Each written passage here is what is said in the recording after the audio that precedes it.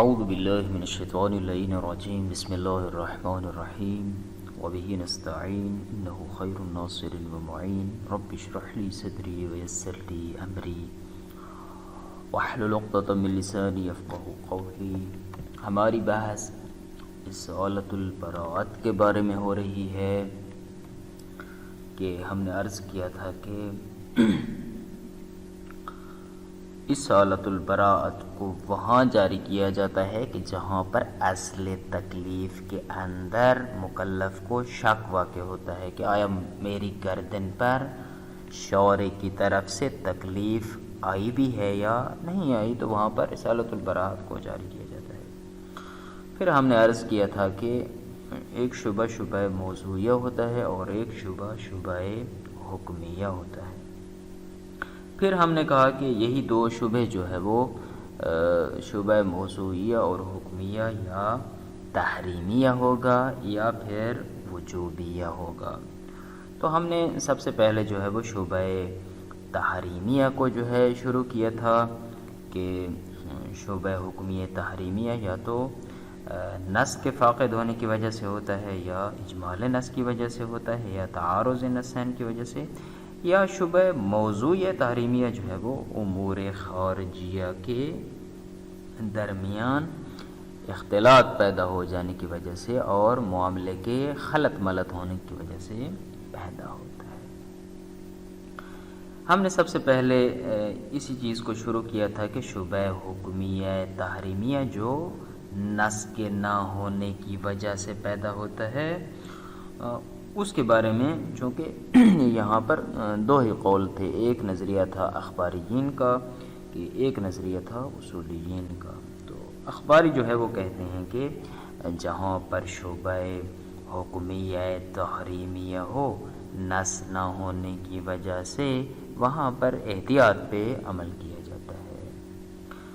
خیر، ان کی جو ادلہ ہیں اور ان کے جو نظریات ہیں ان کو بعد میں ڈسکس کریں گے. سب سے پہلے علماء اصولیین نے قرآن سے، حدیث سے اور عقل سے استدلال کیے ہے. تو قرآن میں جو ہے انہوں نے آیت کو بیان کیا تھا کہ التعذیب فرع البیان، اس کے ذریعے سے ثابت کرنے کی کوشش کی جو گزشتہ درس میں گزر چکا ہے. پھر کل ہم نے احادیث میں سے حدیث رفع کو شروع کیا تھا. چونکہ وقت زیادہ نہیں تھا تو ہم مکمل نہیں کر پائے تھے، تو آج اس کا جو آخری حصہ رہ گیا ہے، البتہ اس کا استدلال کے ساتھ کوئی تعلق نہیں ہے، وہ ایک ذیلی نکتہ ہے کہ جو بیان کرنا چاہ رہے تھے. تو حدیث رفع کے ذریعے سے استدلال میں فرمایا تھا کہ یہاں پر دو چیزیں ہیں. ایک لفظ ما آیا ہے، یعنی رفع عن امتی ما اکرہوا علیہ ما لا یعلمون. تو کہتے ہیں کہ یہ جو ما ہے یہ شبہ حکمیہ کو بھی شامل ہے اور شبہ موضوعیہ کو بھی شامل ہے. دوسرا یہاں پہ جو فرمایا تھا وہ فرمایا تھا کہ یہ جو نسیان کے رفع کا کہا ہے یا ما اکرہوا یا جس کو نہیں جانتے، یہ ساری چیزیں حسد ہو گیا، بدفعلی ہو گئی، ان کے رفع کا مطلب یہ نہیں ہے کہ خود یہ میری امت میں ہوں گی ہی نہیں، بلکہ یہ تو ہم دیکھتے ہیں کہ کثرت کے ساتھ موجود ہیں. بس ان کے رفع کا مطلب یہ ہوا کہ ان کے آثار کو رفع کیا گیا ہے، ان کے انجام دینے پر جو اثرات مرتب ہونے تھے وہ اللہ تعالیٰ نے میری امت پر احسان فرماتے ہوئے ان کو رفع کر دیا ہے. تو پھر اس سے جو ہے انہوں نے کہا کہ یا جمیع آثار رفع ہوں گے یا فقط مؤاخذہ رفع ہوگا، یا یہ کہ ہر ایک جو 9 چیزیں ہیں ان کا جو مخصوص اثر ہے وہ رفع ہوگا. تو ہم نے عرض کیا تھا کہ چاہے ان میں سے آپ جو بھی مراد لیں، بہرحال خصوص مؤاخذہ کا رفع ہونا وہ ان میں آتا ہی آتا ہے. بس جب مؤاخذہ کا رفع ہونا آتا ہے تو اس اعتبار سے ہم نتیجے کے طور پہ کہہ سکتے ہیں کہ جس چیز کو وہ نہیں جانتے ہیں اس پر مؤاخذہ بھی نہیں ہوگا. تو اس اعتبار سے ہم جہاں پہ ہیں کہ جہاں پر شبہ حکمیہ تحریمیہ کے اندر اس کو شک آ جاتا ہے اور وہاں پر بیان بھی نہیں ہے، اشارے کی طرف سے کوئی ایسی چیز بھی نہیں ہے کہ جو ہمیں ہمارے لیے علم کا سبب بنے، تو ہم یہاں پر ما لا یعلمون میں آ جاتے ہیں۔ چونکہ اشارے کی طرف سے نص نہیں ہے، بس نص نہیں ہے تو ہم جاہل ہیں، اور جاہل سے جو ہے وہ مواخذہ نہیں کیا جاتا۔ بس اس اعتبار سے اصالۃ البراءت کو جاری کیا جائے گا اور کہا جائے گا کہ ہماری گردن پہ کوئی تکلیف نہیں ہے۔ آج فرماتے ہیں کہ البتہ یہ جو حدیث رفع میں ہم نے کہا ہے کہ یہ 9 چیزیں اٹھ گئی ہیں، کہتے ہیں کہ یہ اللہ تعالیٰ نے گزشتہ امتوں پہ ان کو رکھا تھا، لیکن ہمارے نبی پہ جو ہے وہ احسان فرماتے ہوئے اللہ تعالیٰ نے اور منت کرتے ہوئے ان چیزوں کو رفع کیا ہے۔ لیکن یہ جو احسان ہے اس کے جو ہے اپنے موارد ہیں، کچھ مقام اور کچھ جگہیں ایسی ہیں کہ جہاں پہ یہ منت جو ہے وہ نہیں آئے گی، یعنی یہ حدیث رفع وہاں پہ آپ لاگو نہیں کر سکتے ہیں۔ مثلا ان میں سے پہلا مورد یہ ہے کہ جب کوئی بندہ کسی دوسرے کا مال تلف کر لیتا ہے، لیکن ہوتا یہ ہے کہ جہالت کی وجہ سے، یا یہ ہے کہ نسیان اور بھول کر، تو فرماتے ہیں کہ یہاں پر آپ یہ نہیں کہہ سکتے کہ یہاں پر ما لا یعلمون ہے یا یہاں پر جو ہے وہ نسیان ہے، نہ بلکہ یہاں پر یہ بندہ اس کے مال کا ضامن ہوگا، چونکہ یہاں پر احسان کے برخلاف ہے ہم اگر کہیں کہ یہ ضامن نہیں ہے۔ دوسرا یہ ہے کہ اگر قحط سالی کے زمانے میں حاکم اگر ذخیرہ کرنے والے کو مجبور کرتا ہے کہ تم اپنا مال گودام سے اٹھا کر مارکیٹ میں جا کے بیچو، اگر حاکم مجبور کرتا ہے تو یہاں پہ وہ نہیں استدلال کیا جا سکتا کہ وما اکرہ علیہ میں آتا ہے، نہ بلکہ یہاں پر یہ وما اکرہ علیہ والا جو حصہ ہے وہ یہاں پہ نافذ اور لاگو نہیں ہوگا، اور یہ کوئی نہیں کہہ سکتا کہ اس کی تو بیع ہی درست نہیں ہے، ایسا نہیں ہے، چونکہ یہاں پہ قحط سالی کے دنوں میں ذخیرہ کرنا یہ جو ہے خود فعل جو ہے وہ قبیح ہے، تو یہ منت میں نہیں آئے گا، احسان میں نہیں آئے گا، بلکہ الٹا یہ احسان کے برخلاف ہے۔ اسی طرح اگر حاکم کسی مقروض کو کہتا ہے کہ تم قرض خواہ کو اپنا قرضہ واپس کر دو، مثلا ڈیٹ اس کی آ چکی ہے، تو اگر وہ نہیں کرتا ہے تو حاکم اس کو مجبور کرتا ہے۔ اب کوئی یہ نہیں کہہ سکتا کہ وما اکرہ علیہ ہے تو اس کو مجبور نہ کیا جائے، نہ بلکہ یہاں پر مجبور کرنا عین منت اور احسان ہے، مجبور نہ کرنا خلاف منت و احسان ہے۔ تو بس یہ اس طرح کے جو موارد ہیں وہ اس حدیث سے خارج ہیں۔ یہ ذیلی بات تھی۔ آج جو ہے ایک حدیث سے مرسلہ صدوق ہے کہ امام صادق علیہ السلام فرماتے ہیں کل شیء مطلق حتی یرد فیہ نہی، کہ ہر چیز مطلق ہے تب تک جب تک کہ اس کے متعلق نہی وارد نہ ہو۔ اب یہاں پر یہ حدیث دلالت کرتی ہے کہ جب تک کسی چیز کے متعلق شارع کی طرف سے نہی نہ آئے آپ اس کو مطلق سمجھو، یعنی اس کو حلال سمجھو۔ مثلا خمر ہے، اس کے بارے میں آیا ہے کہ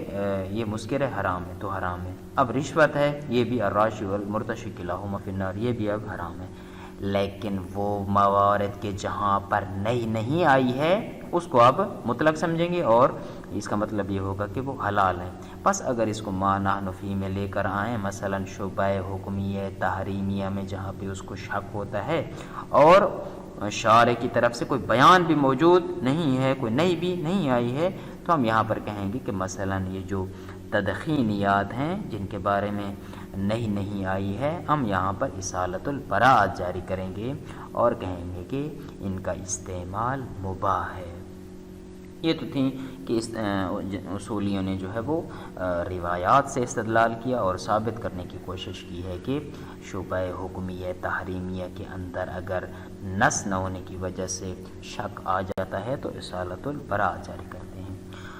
اب اگلا نمبر آتا ہے عقل کے ذریعے سے استدلال کرنا۔ عقل کے ذریعے سے خلاصہ اس کا یہ بنتا ہے کہ یوں استدلال ہو سکتا ہے کہ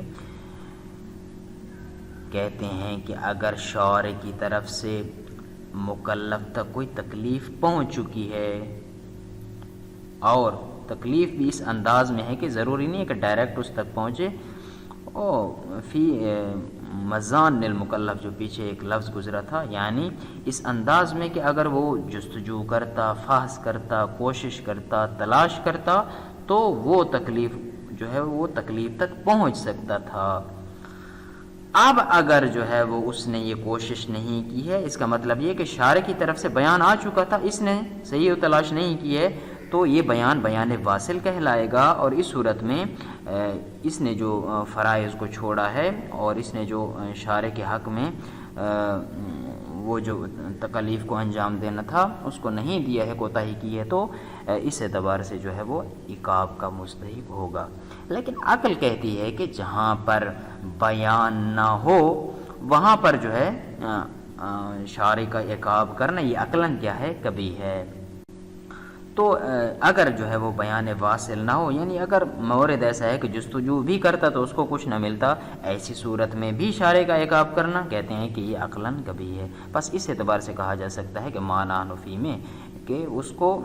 مثلاً تدخینیات کے مورد میں اس کو کوئی دلیل ملی ہی نہیں ہے، کوئی بیان واصل، چونکہ مجتہد نے تو یقیناً چھان بین کی ہے، اس کو کوئی دلیل نہیں ملی ہے۔ بس اس اعتبار سے یہاں پہ کہنا کہ احتیاط کرو اور احتیاط نہ کرنے کی صورت میں عقاب کا فتویٰ لگانا، حکم دینا، کہتے ہیں کہ یہ کیا ہے، عقلاً کبھی ہے، چونکہ قبح عقاب بلا بیان لازم آتا ہے۔ بس عقل سے بھی ثابت ہوتا ہے کہ ایسے موارد میں اصالۃ البراءت کو جاری کیا جائے گا۔ ترجمہ انتہائی آسان ہے، ترجمے کی طرف بڑھتے ہیں کہ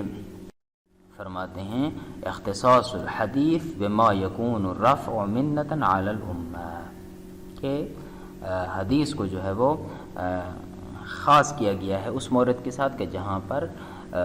امت پر احسان کرتے ہوئے ان 9 چیزوں کو اٹھا لیا گیا ہے، یعنی جہاں پر احسان صدق کرے وہاں پر کیا ہے یہ حدیث آئے گی،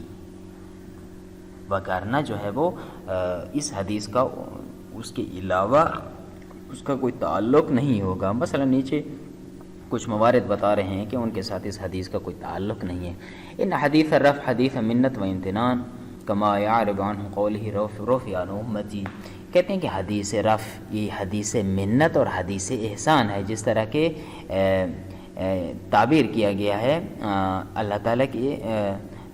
پیغمبر خدا کے اس فرمان سے کہ فرمایا ہے رفع عن امتی، یعنی فقط میری امت سے جو ہے وہ رفع کی گئی۔ اس کا مطلب یہ ہے کہ اے دون سائر الامم، باقی جو امتیں تھیں ان سے یہ چیزیں رفع نہیں کی گئیں۔ اس کا مطلب یہ کہ ایک احسان کرتے ہوئے اللہ تعالیٰ نے ان چیزوں کو رفع کیا ہے۔ وعلی ذالک، پس جب یہ احسان ہے، یہ یختص الرفع بالاثر الذی یکون فی رفعہ منت علی الامہ، فرماتے ہیں کہ پس اس بنیاد پر وہ جو رفع والا اثر ہے وہ کہاں پہ ہوگا؟ کہتے ہیں کہ امت پر جو ہے وہ احسان کرتے ہوئے، یعنی مکمل امت کا رفع جہاں پہ صادق آئے وہاں پر، للفرد الخاص، نہ کہ فرد خاص پر جو ہے وہ احسان کرتے ہوئے۔ فلا یعم ما لا یکن رفع منۃ لہم، پس وہ جگہیں، وہ موارد کے جہاں پر ان کے لیے ان کے رفع کرنے میں منت صدق نہ آئے، پس ان موارد میں یہ عام نہیں ہے، یعنی یہ پھر حدیث کا جو مفہوم بنتا ہے وہ وہاں پہ پھر صدق نہیں کرے گا، ان کو شامل نہیں ہوگا۔ کما فی الموارد التالیہ، مثلا پہلا یہ کہ اذا تلف مال الغیر عن جہل و نسیان، کوئی بندہ دوسرے کا مال تلف کر لیتا ہے لیکن جہالت کی وجہ سے یا بھول کر، یا تو جاہل ہے پتہ نہیں تھا بعد میں پتہ چلا، یا یہ کہ بھول کر بعد میں یاد آیا، تو فہو ضامن، شریعت کہتی ہے کہ یہاں پر یہ بندہ ضامن ہے۔ لأن الحکم بعدم الغرامت، چونکہ یہاں پر جہالت کی وجہ سے کہتے ہیں یا نسیان کی وجہ سے کہ یہ تو بھول گیا اب اس پر احسان کرو، کہتے ہیں نہیں، یہاں پر عدم غرامت کا حکم لگانا کہتے ہیں یہ خلاف منت ہے۔ دوسرے یہ کہ اذا اکرہ الحاکم المحتکر فی عام المجاعۃ علی البیع، کہتے ہیں کہ جب حاکم جو ہے وہ ذخیرہ اندوز کو مجبور کرتا ہے فی عام المجاعۃ، یعنی قحط سالی کے زمانے میں مجاعت جو سے بھوک سے، تو حاکم مجبور کرتا ہے ذخیرہ اندوز کو، مجبور کرتا ہے کس پر؟ علی البیع، کہ تو جو مال اس نے جو جمع کر رکھا اس کو بیچ۔ فالبیع المکرہ یقع صحیح، یہاں پر جو مکرہ شخص کی بیع ہوگی وہ صحیح واقع ہوگی، اور کوئی یہ نہیں کہہ سکتا ہے کہ وما اکرہ علیہ کا جو عموم ہے وہ اس کو شامل ہے، نہ یہ بیع درست ہوگی۔ لأن شموله للمقام والحكم برفع الصحة وببطلان البيع على خلاف المنة. چونکہ یہاں پر اگر آپ کہتے ہیں کہ وما اکرہ علیہ جو ہے یہ اس مورد کو بھی شامل ہے، اور یہاں پر حکم لگائیں کہ یہ جو بیع ہوئی ہے یہ صحیح نہیں ہوئی ہے بلکہ بیع باطل ہے، کہتے ہیں یہ بیع کو باطل کرنا اور یہ حکم لگانا خود خلاف منت اور احسان ہے، بلکہ وما اکرہ علیہ کا حکم نہ لگانا جو ہے یہاں پر مطابق منت و احسان ہے. تو بس کبھی جو ہے وہ یہ آپ کی حدیث کے یہ جو ٹکڑے ہیں یہ کبھی ان موارد میں صدق نہیں کرتے ہیں بلکہ ان کے خلاف کرنا منت ہوتا ہے، کہنا یہ چاہتے ہیں. تیسرا مورد مثلا اذا اکرہ الحاکم المدیون علی قضاء دینہ، حاکم مجبور کرتا ہے مقروض کو کہ وہ اپنے دین کو جو ہے وہ ادا کرے، وکان متمکن جبکہ اس کے لیے ممکن بھی ہے، فلا یعمہ قولہ، پس اس صورت میں اگر وہ نہیں کرتا ہے تو اس کا حدیث کا یہ جو قول ہے، یہ جو ٹکڑا ہے کہ وما اکرہ، کہتے ہیں یہ اس کو عام نہیں ہے، شامل نہیں ہے. کیوں؟ لأن شمولہ علی خلاف الامتنان، کیونکہ یہاں پہ شامل کرنا خلاف امتنان ہے. تیسرا مرسل صدوق ہے کہ جس کے ذریعے سے شبہ حکم تحریمیہ کے اندر اگر شک واقع ہو جاتا ہے تو اصالت البراءت کو ثابت کیا ہے اصولیین نے. ان میں فرماتے ہیں کہ جناب شیخ صدوق ایک روایت مرسلہ ہے فقیہ کے اندر کہ کہتا ہے کہ امام صادق علیہ السلام سے نقل ہوا ہے کہ کل شیء مطلق حتی یارد فیہ نہی، کل شیء مطلق حتی یارد فیہ نہی، ہر چیز مطلق ہے تب تک جب تک اس کے بارے میں نہیں نہ آئے. بس یہاں پر حدیث دلالت کرتی ہے کہ ان الاصل فی کل شیء، ہر چیز میں جو اصل ہے هو الاطلاق، وہ یہ ایک مطلق ہے، حلال عام ہے. حتی یارد فیہ نہیں، تب تک کہ جب تک اس پر عنوان نہیں وارد نہ ہو. جیسے کہ مثلا کہا جاتا ہے الخمر حرام، الرشوۃ حرام، فما لم یرد نہی عن الشیء بعنوانہ، پس جس کسی چیز کے اوپر عنوان نہیں وارد نہ ہو تو یکون محکوم بالاطلاق والارسال، ہم کہیں گے کہ یہ آزاد ہے، یہ مطلق ہے، اس میں کسی قسم کی قید و بند نہیں ہے، یعنی حلال ہے، مباح ہے. وبما ان تدخین مثلا، اب یہاں پر معنی نفی میں اگر تدخینیات کو لے لیں، لم یارد فیہ نہیں، اس میں نہیں وارد نہیں ہوئی ہے، پس ثابت ہوا ہے کہ فہو مطلق، یہ بھی مطلق ہے. یعنی یہاں پر بھی اصالت البراء جاری کریں گے اور کہیں گے کہ اس کو آپ استعمال کر سکتے. الاستدلال بالعقل، عقل کے ذریعے سے اصالت البراءت پر استدلال کیسے کیا جا سکتا ہے؟ اس میں جو آسان نصیحت احتجاج الامر علی المأمور، کہتے ہیں کہ امر جو ہے اس کا احتجاج کرنا معمور پر من آثار تکلیف الواصل، یہ اس صورت میں ہو سکتا ہے کہ جب وہ جو تکلیف ہے وہ پہنچے، یعنی تکلیف واصل کے آثار میں سے ہے کہ معمور پر امر کا احتجاج ہو سکتا ہے. مجھے حکم دیا گیا تھا تو میں نے جو ہے وہ اس امر کو بجا نہیں لایا، یہ تب ہو سکتا ہے جب وہ حکم مجھ تک پہنچے. بس صحیح نہیں ہے احتجاج کرنا بالتکلیف، اس تکلیف کے متعلق غیر الواصل آبتاً، جو نہ پہنچے. بل یعد العذاب معه ظلما وقبیحا من المولى الحکیم، بلکہ اگر تکلیف نہ پہنچنے پر بھی عذاب دینا، کہتے ہیں کہ یہ کیا ہوگا، یہ مولا حکیم کی طرف سے ظلم بھی ہوگا اور کبھی بھی ہوگا، جبکہ خدا ایسی چیزوں کو انجام دینے سے مبرہ و منزہ ہے. وہذا مما یستقل به العقل، اور یہ ان چیزوں میں سے ہے کہ جس پر عقل مستقل حکم لگاتی ہے. ویعد العقاب بلا بیان واصل امر قبیحا لا یصدر عن الحکیم، پس کہتے ہیں کہ بغیر بیان واصل کے عقاب دینا یہ امر قبیح ہے کہ جو حکیم سے صادر نہیں ہو سکتا ہے، چونکہ خدا حکیم ہے. تو فعل الحکیم لا یخلو عن الحکمہ. بس یہاں پر وقیاس الاستدلال بالشکل التالی، اگر آپ جو ہے وہ منطقی شکل دینا چاہیں اسی کو بے کا بلا بیان جو عقلی قاعدہ ہے، اس کو یوں دے سکتے ہیں العقاب علی محتمل تکلیف عقاب و بلا بیان. کہتے ہیں کہ کسی محتمل تکلیف یعنی کسی چیز کے جو تکلیف ہونے کا احتمالی ہونا، فقط احتمالی ہونے کی بنیاد پر عقاب دینا، کہتے ہیں کہ یہ عقاب بلا بیان ہے. یہ کب ہوتا ہے؟ بعد الفاظ تام وعدم العثور علیہ، کہ انسان مفاس کرتا ہے، جستجو کرتا ہے اور اس پر مطلع نہیں ہوتا ہے. والعقاب بلا بیان، اور یہ دوسری بات ہے کہ عقاب بلا بیان یمتنع صدورہ عن المولا الحکیم، کہ بغیر بیان کے عقاب کرنا یہ مولا حکیم سے صادر ہونا ممتنع ہے. بس نتیجہ یہ نکلے گا کہ فرماتے ہیں العقاب علی محتمل التکلیف، یعنی محتمل یعنی ایسی چیز کہ جس کے فقط تکلیف ہونے کا احتمال ہے، چونکہ اس نے جستجو کیا، تلاش کیا، اسے نہیں ملا ہے، اب فقط احتمال باقی رہ جاتا کہ یار شاید پھر بھی تکلیف باقی ہو، تو فقط اس شاید پر جو ہے وہ تکلیف، اس شاید والی تکلیف پر جو ہے وہ عقاب کرنا، یہ کیا ہوتا ہے؟ کبھی ہے. بس ممتنع ہے کہ ایسی چیزوں کا مولا حکیم سے صادر ہوں. تو